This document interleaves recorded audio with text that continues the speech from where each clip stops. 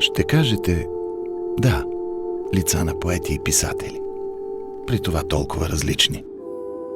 Общото е само, че всичките са българи. Пък аз ще ви река, не е само това общото. Вижте ги пак. Сетихте ли се? Всички тези са си тръгнали доброволно. Сами са разбили вратата на този живот и са излезли през нея. И това е само един от списъците на уния, които не са минали по естествения мост между живота и смъртта, между слънцето и тъмнината.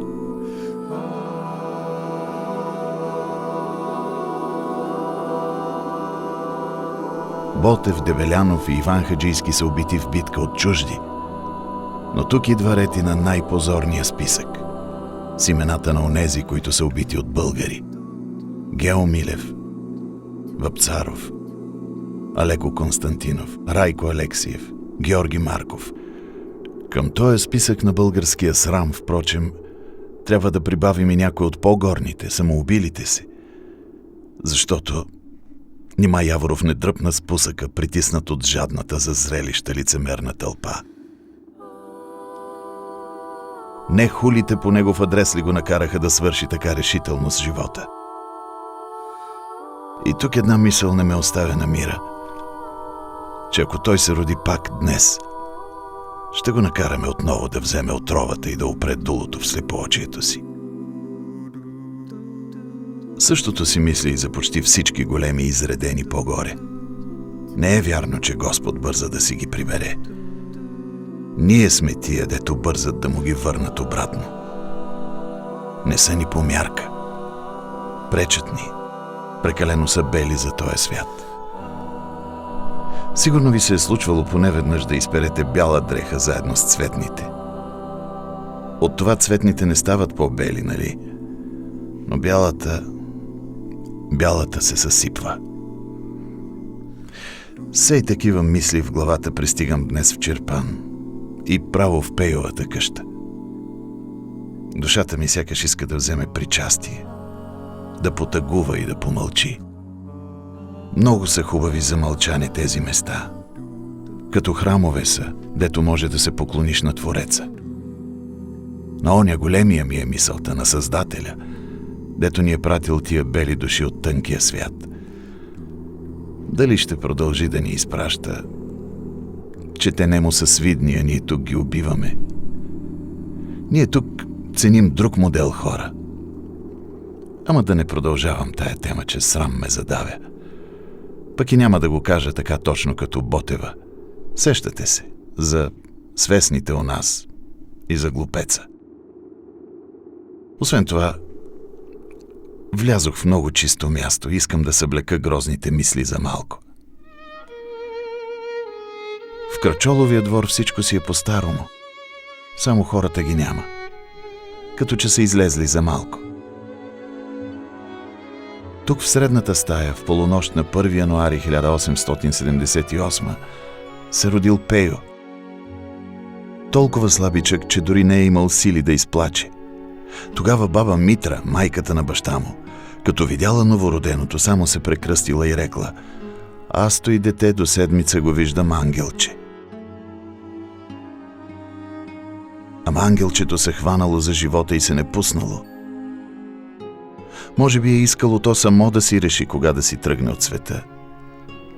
По-сетне тук на тая колона Пейо е обичал да стои облегнат и да пуши. А пък тук до този кладенец на майка му Ганка са донесли лъжливата вест, че любимия й син е паднал убит нейде из Македония. Та тя се строполила на камъните. На този кълдаръмен двор Тотю Кръчолов хукнал да спасява сина си от брак с щерката на Каравелови и е имал голяма разправия с другите си деца, дето не го пускали да иде в София и да разтуря тая работа. Ама то... как се разтурва работата с такава жена? Спомням си, в дневника си много години по-сетне, казанлъчанинът Чудомир беше писал тъй: мислех си нещо за Яворов, та изпъкна пред паметта ми Лора Каравелова. Аз не съм виждал досега по-красива жена в България от нея. Фигура, грация. и тая малка, прекрасна и умна глава. И как просто и елегантно се обличаше. Тая стая е била пригласена да посрещне него и Лора. Но така и не ги е дочакала.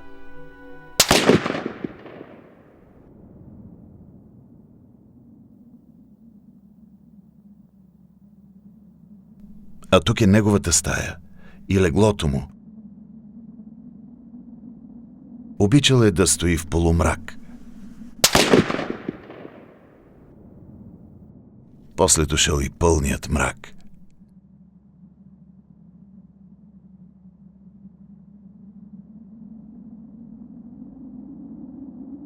И цяла година на унижения, клюки, клевети, влачене по съдилища, разпити, вестникарски пасквили, улични подмятания зад гърба му. И краят.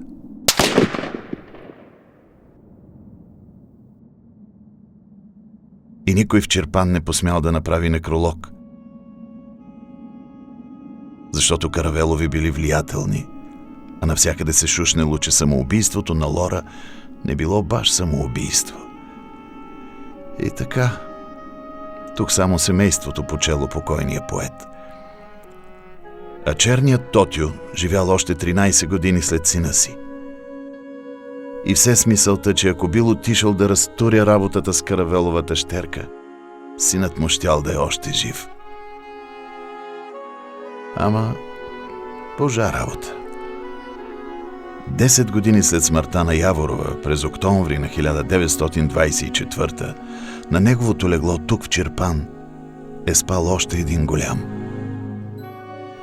Гео Милев. Дошъл да се поклони пред духа на мъртвия гений и останал да пренощува. А по същото време на самия Гео му е оставало по-малко от година на този свят. Ама това още никой го не знаел. Сега ще минем и през Стара Загора, през неговия дом. Вие знаете ли къщата на Гео в Стара Загора? Хубаво място, сенчесто и спокойно. Елате, ще поседим малко на двора под дъба. Ще си поговорим за мъртвия поет. Не всеки век се раждат такива хора. Ето го, дворчето на Касабови. Баща му дошъл тук от Радне махле, днешното Раднево, и построил тая къща. Той сам си е проектирал. Тук са отгледали децата си. Тук са се радвали на успехите им. Тук са преживели и изчезването на любимия син Георги. А къщата в Раднево, тая, в която Гео се е родил, също е музей.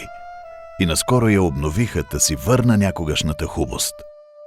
На 2-3 годишна възраст малкият Георги изумявал всички с рисунките си. На 5 вече можел да чете.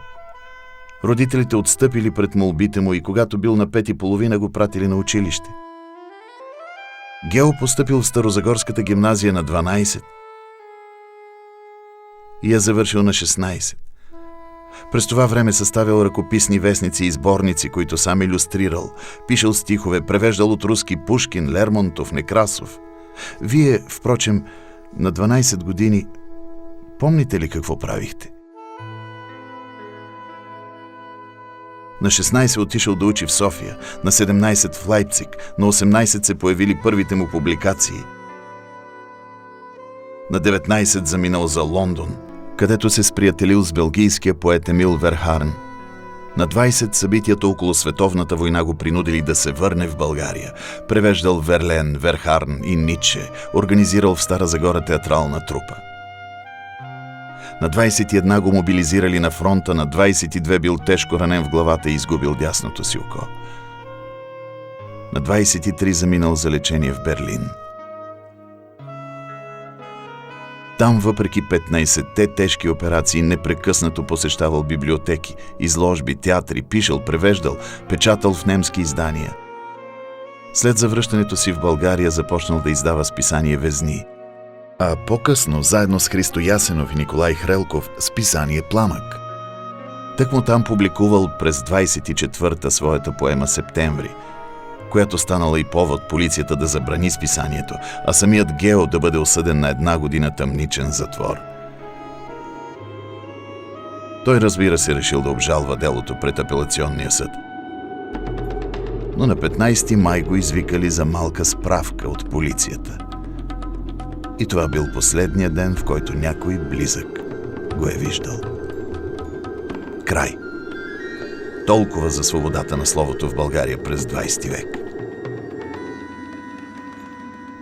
Впрочем, после дойдоха на власт други хора, които пък се гордееха с Гео Милев и делото му. Ама свободата на словото пак си беше същата.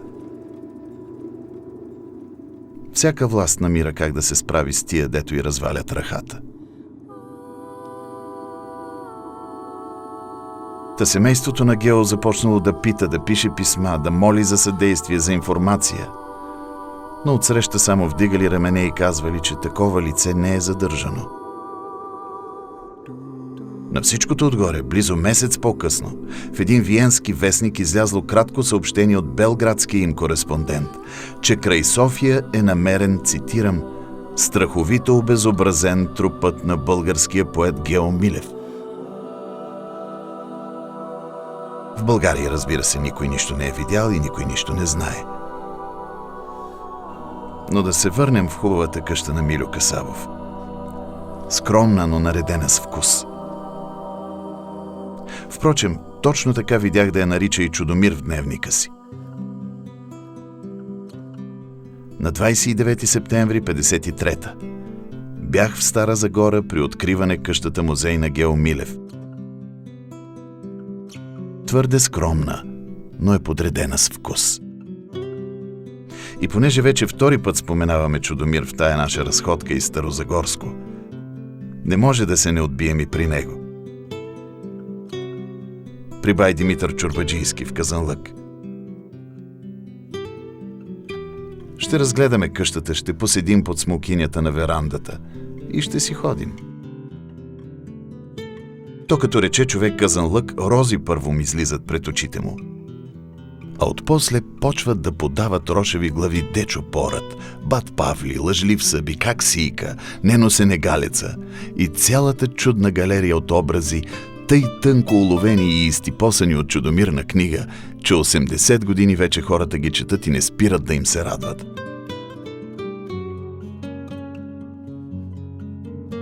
Защото изпод декора на дрехите, калпаците, капелите и помадите той беше видял смешното у хората. А те, знаем, колкото по-насериозно се взимат, толкова по-смешни стават. Образи е събирал и по улиците, и на пазара, и в кафенетата, навсякъде, където ходят чешитите от Казанлък и околните села. Аз тук май се отпуснах да ви разправям неща всеизвестни, прощавайте. Знам, че знаете кой е Чудомир. Ама децата ви знаят ли? Доведете ги някой път тук в Казанлък да видят. Обаче предито им дайте да попрочетат това-онова. Не съм от тях, съседи, убийство, урок по история, застъпник. Картинките ще ги видят в оригинал тук в музея. А за това, че и той се е самоубил, може да не им разправяте. Те тия неща ще ги научат по-късно, щат нещат. В училище в часовете по литература на това му се вика разминаване на идеали с действителност. Ама то само той, дето няма идеали, само той никога не се е разминавал с действителността. Мъдрият живее не колкото е длъжен, а колкото може, казва Сенека. По-рано ли ще умреш или по-късно не е важно. Добре или зле, ето кое е важно. А да се умре добре означава да се избегне опасността да се живее зле.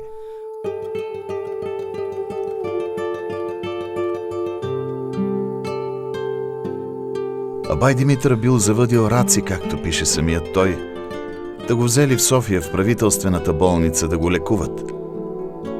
Ама той като видял на къде вървят нещата, един ден отишъл до балкона в дъното на коридора.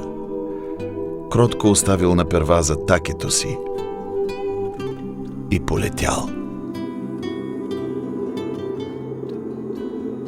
Преди това написал в писмо до приятел: може да се очаква, че болницата ще напусна по гръб, а искам в Казанлък да ми приберете кожата и костите и моля за вашите услуги.